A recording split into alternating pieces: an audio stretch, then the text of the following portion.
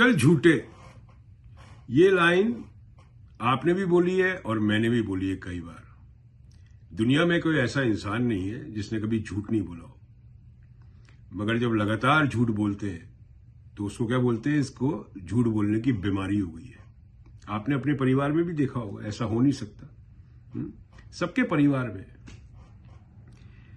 एक तरह से ये देखा है, इसके मेडिकल टर्म में देखा जाए तो इसको पैथोलॉजिकल लाइंग कहते हैं। आप गूगल कर लीजिएगा, मैंने भी गूगल किया है, मैं कोई डॉक्टर नहीं हूं, ठीक है। इसके साइंस होते हैं, ये पता लगता है कि आदमी पैथोलॉजिकल लायर है। वो साइंस क्या बोलते हैं अंग्रेजी में मैं आपको बता देता हूं। Claiming someone story as their own, दूसरों की जो अकम्पलिशमेंट है ये अपने खुद के बताते हैं। They are always the hero और विक्टिम, ये अपने आप को एक तरह से हीरो की तरह दिखाएंगे या विक्टिम की तरह दिखाएंगे, और ये हो रहा है, लगातार हो रहा है। Appearing in very indifferent when they are caught lying. पहली बात तो ये मानते नहीं, झूठ बोल रहे हैं, तो बात ये अलग हो गई। एम्बेलिशिंग और ड्रामेटाइजिंग स्टोरीज, आपको पता है एम्बेलिशिंग का, आप लोगों को गूगल करना हो तो पता कर लेना, इनके अंधभक्तों को ड्रामेटाइज करते हैं स्टोरी। पार्लियामेंट में आपने कई चीजें देखी इनको ड्रामेटाइज करते हुए, right. They behave against their own words, जो ये बोलते हैं उल्टा करते हैं। लाइंग फॉर नो रीजन, झूठ बोलने की कोई भी जरूरत नहीं है मगर फिर भी झूठ बोल जाएंगे, कई रैलीज में आपने देखा है। And appearing anxious when talking, अब ये 1-to-1 इंटरव्यूज देते हैं, ये प्रेस कॉन्फ्रेंस क्यों नहीं करते? Because he becomes anxious, anxiety attack होता है इनको। मैं आपको एक चीज बताता हूं, अमेरिका के जो राष्ट्रपति है ना, उसका हेल्थ बुलेटिन पब्लिक डोमेन में होता है हर साल। हम लोगों को पता होता है कि वो आदमी की सेहत कैसी है जिसके पीछे हमारा पूरा भविष्य टिका हुआ है, पूरे देश का। हमारे देश में ऐसा नहीं होता है, ये होना चाहिए, करेक्ट। 2023 का जो हेल्थ बुलेटिन है बाइडेन का, मैं इस वीडियो के साथ में लगा रहा हूं, ये आप देख लीजिएगा। अब झूठ बोलने की जो बीमारी है वो कैसे कल्मिनेट हो रही है, जो उसका बिल्कुल अपने पीक जा रहा है, वो ये स्टेटमेंट है इनका। वो इंग्लिश में आया इनका स्टेटमेंट, बोला होगा हिंदी में, मैं तो उन्हीं का स्टेटमेंट पढ़ रहा हूं। The day I do Hindu Muslim I will be unworthy of public life, I will not do it, it's my resolve. इस लाइन के पीछे एक तरह से माफी मांग रहे हैं ये। जिस सियासत के तवे पे इन्होंने 10 साल हिंदू मुसलमान किया है, आज ये माफी मांग रहे हैं कि ये रिजॉल्व कर रहे हैं कि अब आगे से नहीं करेंगे, इन्हीं को प्रधानमंत्री बना दिया जाए। मोहब्बत की दुकान पर जो बताते हैं कि फीका पकवान मिल रहा है, जरा तस्वीरें दिखाइए यहाँ पर। ये देखिए मोहब्बत की दुकान है और ये अमेठी लोकसभा है, और इसी लोकसभा में स्मृति ईरानी ये दावा करती, तमाम सारे करती, हम कितने गिनवाएं, और जो पब्लिक है वो ये दावा करती है कि हम सब साथ हैं, हम एकजुट हैं, हम में एकता है, भाईचारा है। अब बताइए क्या संदेश देना चाहेंगे, क्या कहेंगे? हम चाहते हैं पूरे देश में शांति प्रिय तरीके से रहा जाए, और हिंदू मुस्लिम सिख ईसाई सभी लोगों को इस देश में रहना है।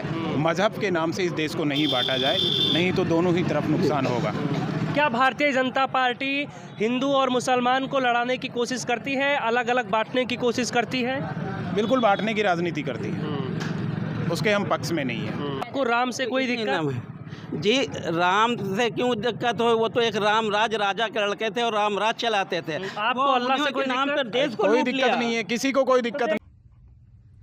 एक चीज और इन्होंने झूठ बोली कि मेरे घर के पास मुसलमान परिवार रहते थे और हमारे घर पे भी ईद मनाई जाती थी।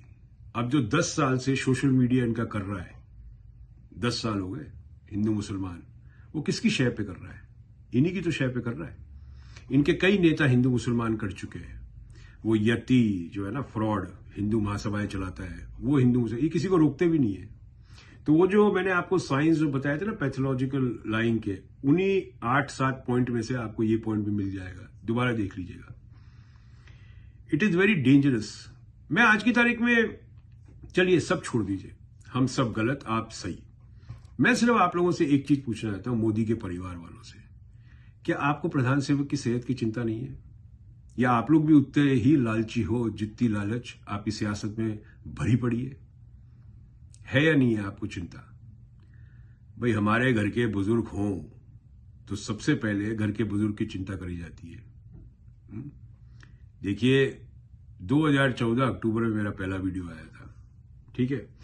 मैंने आज तक कोई भी वीडियो में प्रधान सेवक को जुमलेबाज और फेंकू नहीं कहा।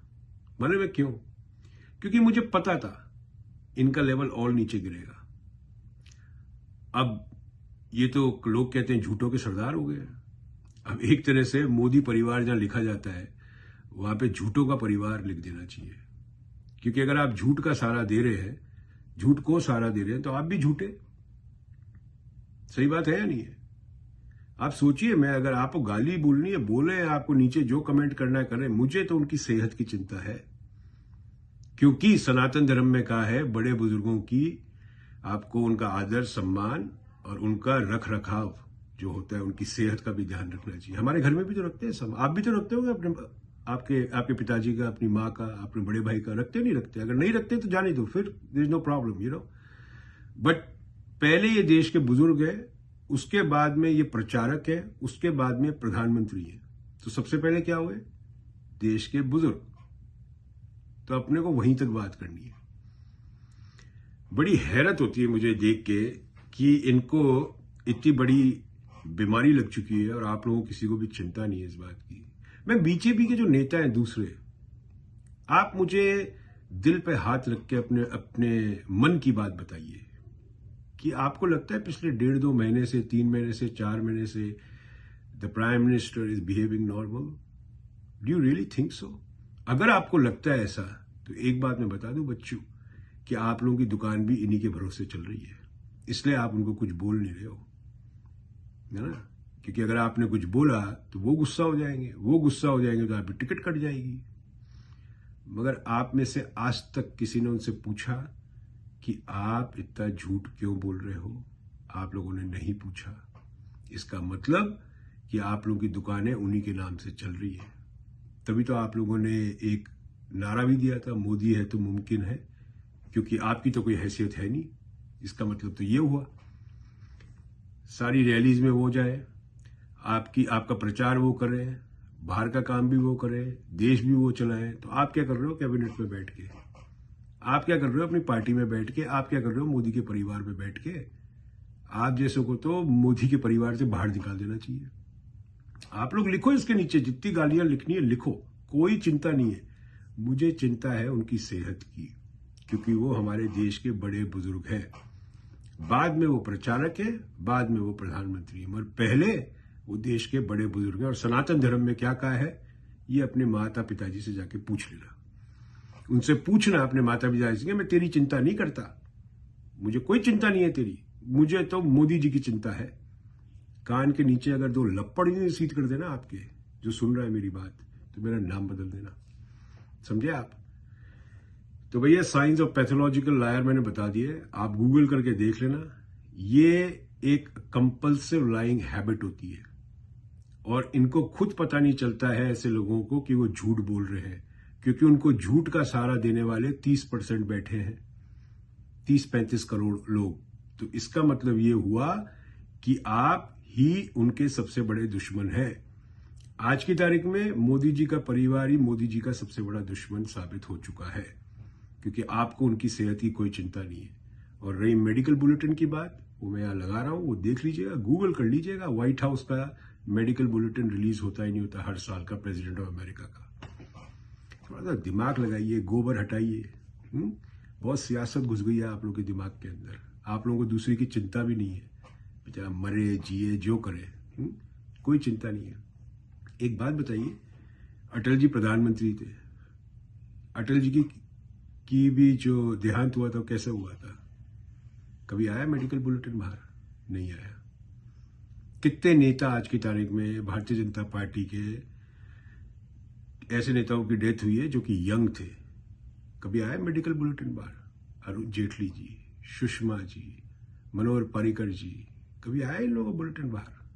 शर्म नहीं आती आप लोगों को? अपने ही नेताओं को अपनी सियासत के लिए आप लोग इस्तेमाल करते हैं। देश तो बहुत दूर की बात है, शर्म आनी चाहिए आप लोगों को। तो भाई ये कंपल्सिव डिसऑर्डर है, ठीक है? It is pathological lying disorder, okay? I am worried, okay? So should you be. It's not about election winning or losing, okay? The man has worked hard, supposedly, okay? So you need to take care of him now. And as far as I know, if this is persistent and consistent, he is not fit to lead the nation. आप किसी और को ले आइए, राजनाथ सिंह जी को ले आइए, नितिन जी को ले आइए, किसी को भी ले आइए, मगर मेरे हिसाब से, क्योंकि कल ही अगर समझो टर्की जाते तो टर्की में स्पीच पे बोल सकते हैं। झूठ बोलने की आदत है ना कि मैं तो पिछले जन्म में टर्की में पैदा हुआ था। तो ध्यान रखिए इस बात का आप लोग, ठीक है? बहुत बहुत शुक्रिया। जय हिंद।